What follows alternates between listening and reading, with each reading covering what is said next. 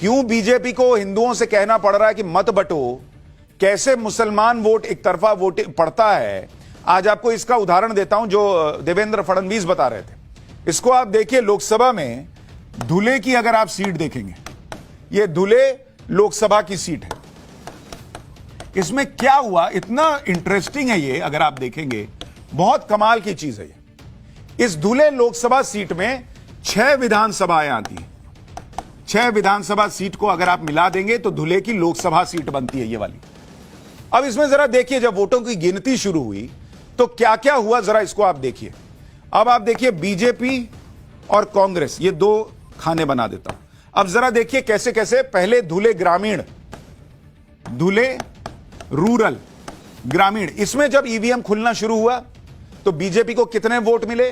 BJP को मिले 1,39,721 vote, और कांग्रेस को कितने मिल रहे थे? 75,923 वोट। ठीक है भाई। इसके बाद अगली विधानसभा का मामला खुला, सिंदखेड़ा। सिंदखेड़ा, यहां क्या हुआ जरा इसको देखिए। सिंदखेड़ा में बीजेपी को 1,11,849 वोट, कांग्रेस को 68,424 वोट। यहां भी कांग्रेस पीछे थी। फिर आया मालेगांव बाहरी, मालेगांव बाहरी का इलाका। यहां पे क्या स्थिति थी? बीजेपी 1,27,454 वोट, और कांग्रेस को कितना? 72,242 वोट। फिर आया बगलान सीट, बगलान, ये एक और विधानसभा है। यहां बीजेपी को कितना वोट भाई? 1,00,166 वोट, और कांग्रेस को 78,253 वोट। यहां 4 विधानसभा में ईवीएम खुल चुके हैं। चारों में बीजेपी आगे चल रही है, कांग्रेस पीछे चल रही है कुछ कुछ वोटों से। फिर खुलता है धुले का सीट, धुले विधानसभा। अब जरा धुले का हाल देखिए। धुले में भी बीजेपी आगे, 93,262 वोट बीजेपी के कैंडिडेट को मिले, कांग्रेस को मिले 78,438 वोट। अब 6 विधानसभा वाली लोकसभा है धुले। 5 पर आप देखिए बीजेपी का कैंडिडेट आगे चल रहा है कांग्रेस से, 5 विधानसभा में। फिर कांग्रेस का कैंडिडेट कैसे जीता भाई? यहां हुआ खेला आखिर में। अब जरा देखिए खेला कैसे होता है, जिसके लिए बीजेपी जो है वो कह रही है कि हिंदुओं समझो बटो मत। धुले की इन 5 सीट पर हाल देखेंगे तो इन सभी सीटों पर बीजेपी के उम्मीदवार को ज्यादा वोट मिले।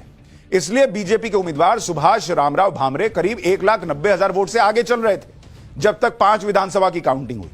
लेकिन जब धुले लोकसभा की मालेगांव सेंट्रल सीट के वोटों की गिनती हुई, अब जरा देखिए मालेगांव सेंट्रल में क्या हुआ।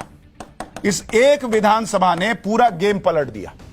मालेगांव सेंट्रल सीट पर बीजेपी को कितना वोट मिला और कांग्रेस को कितना? सुनिए जरा।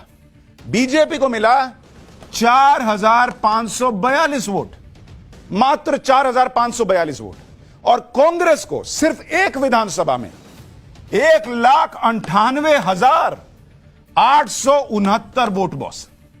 1,98,869। आपने कभी किसी विधानसभा में ऐसी एक तरफा वोटिंग नहीं देखी होगी।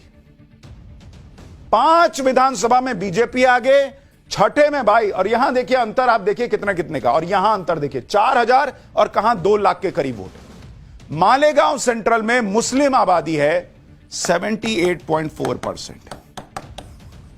यही बीजेपी कह रही है कि बॉस मुसलमान इंडी अलायंस के लिए एक तरफा बल्क में वोटिंग कर रहा है और हिंदू को बांटकर उससे वोट लिया जा रहा है। इसलिए ये पूरा चुनावी सियासी खेल जो है ना, वो हिंदुओं को बांटो और मुसलमान को जोड़ो का बना दिया गया है।